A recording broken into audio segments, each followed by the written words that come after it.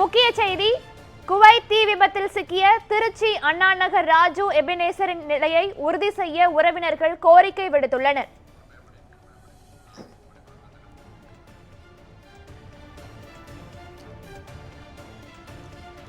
Raju Ebenezer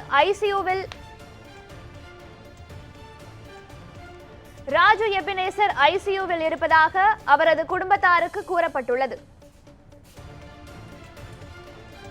Raju Ebenezer ஐசியூவில் நலமாக உள்ளாரா என்பதை தமிழக அயலக நலத்துறை உறுதி செய்ய உறவினர்கள் வேண்டுகோள் விடுத்துள்ளனர்.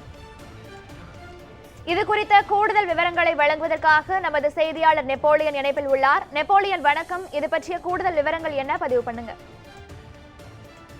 பிரியா, இந்த குவைத்தை நாட்டில் இந்தியாவை சேர்ந்த தொழிலாளர்கள் தங்கி அந்த தீ விபத்து ஏற்பட்டதன் காரணமாக பலர் உயிரிழந்திருப்பதும் பலத்த காயமடைந்திருக்கூடிய ஒரு நிகழ்வானது நாடு முழுவதுமே ஒரு பெரிய பதட்டத்தை ஏற்படுத்தி இருக்கிறது என்றே நாம் சொல்ல வேண்டும். குறிப்பாக தமிழகத்தை சேர்ந்த தொழிலாளர்கள் உயிரிழந்திருக்கிறார்கள்.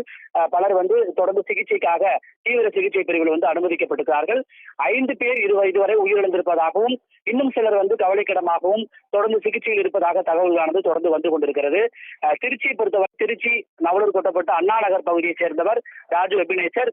ராஜு எபினேசருடைய உடல்நிலை தற்போது எப்படி இருக்கிறது, அவருடைய குடும்பத்தாருக்கு அதிகாரப்பூர்வமாக அரசு தரப்பிலோ அல்லது அயலக நலத்துறை சார்பாகவோ எந்த விதமான தகவலும் தெரிவிக்கப்படவில்லை என்பது அவர் குடும்பத்தாருடைய ஆதங்கமாக இருக்கிறது.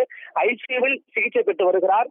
தொடர்ந்து அவர் தீவிர சிகிச்சை பிரிவில் கண்காணிக்கப்பட்டு வருகிறார் என்கிற ஒரு தகவல் மட்டும் அவருடைய குடும்பத்திற்கு கிடைத்திருக்கிறது. ஆனால் அதிகாரப்பூர்வமாக எந்த தகவலும் தங்களுக்கு கிடைக்கவில்லை என்றும் அவருடைய நிலை என்ன, இன்னும் சொல்ல போனால் அவர் சிகிச்சையில் இருக்கக்கூடிய அந்த வார்டிலிருந்து ஒரு புகைப்படமாவது எங்களுக்கு கொடுக்க வேண்டும் என்கிற ஒரு வேண்டுகோளை கண்ணீர் மல்க அவருடைய மனைவி, மகள் மற்றும் குடும்பத்தார் நம்மிடையே வைத்திருக்கார்கள்.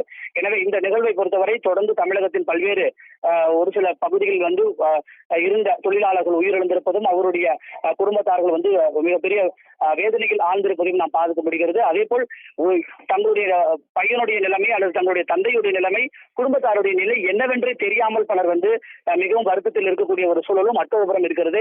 எனவே திருச்சியை பொறுத்தவரை ராஜு எபினேசருடைய உடல்நிலை எப்படி இருக்கிறது, அவருடைய சூழல் என்ன, அவருக்கு சிகிச்சை அளிக்கப்பட்டு வருகிறதா என்பதனை அரசு உடனடியாக இதனை உறுதிப்படுத்த வேண்டும் என்கிற ஒரு விண்ணப்பத்தை, கோரிக்கையை நியூஸ் 7 தமிழ் வாயிலாக அவர்கள் வைக்கிறார்கள்.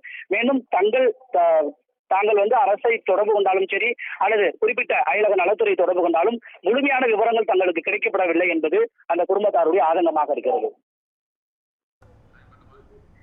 கூடுதல் விவரங்களுக்கு நன்றி நெப்போலியன். விபத்தில் எங்கள் வீட்டுக்காருக்கு காயப்பட்டிருக்கு, மூச்சு திணறல் இருக்குன்னு சொல்லி அவங்க ஃப்ரெண்டு மூலியமாக எங்களுக்கு திருப்பி கொஞ்ச நேரம் கழிச்சு மறுபடியும் பேசுகிறப்ப அவங்க இறந்துட்டாங்கன்னு சொல்லி எங்களுக்கு காலம்பரை நியூஸ் கிடச்சிச்சுங்க. இப்போ ஒரு அமைச்சர் செஞ்சி மஸ்தானுக்கு நம்ம அமைச்சர் தீவிர சிகிச்சை பிரிவில் இருக்காருன்னு சொல்லி சொல்கிறாங்க. அவர் எப்படி இருக்கிறாரு, எந்த சூழ்நிலைங்கிறத எங்களுக்கு தெரியலைங்க. இதில் அரசாங்கம் தலையிட்டு அவர் எப்படி இருக்காருங்கிறத எங்களுக்கு தெரியப்படுத்தணுங்க. அவரோட இதை நாங்கள் ரொம்ப எதிர்பார்த்துட்டு இருக்கோம். எல்லார்ட்டையும் சொல்கிறோன்னு எங்களுக்கு எந்த முடிவும் எங்களுக்கு தெரியல. நேற்று நாங்கள் இந்த குவைத் எம்பசிக்கு அங்கே ஃபோன் பண்ணி சொல்கிறேன்னு சொல்லி சொல்கிறாங்க. நான் அதோட முடிவு எங்களுக்கு ஒன்றும் தெரியல. இங்கே தமிழக அமைச்சர் சொன்னதுக்கும் ஃபோன் பண்ணி வாட்ஸ்அப்பில் அனுப்பிச்சி வச்சோங்க. அவங்களும் நான் எங்களுக்கு ஒரு பதில் சொல்லலை. அரசாங்கத்து மூலியமாக எங்களுக்கு எந்த இதுவும் வராமல் இருக்குதுங்க. இந்த கலெக்டர்கிட்ட மனு கொடுத்தாலும் வாங்க மறுக்கிறாங்க.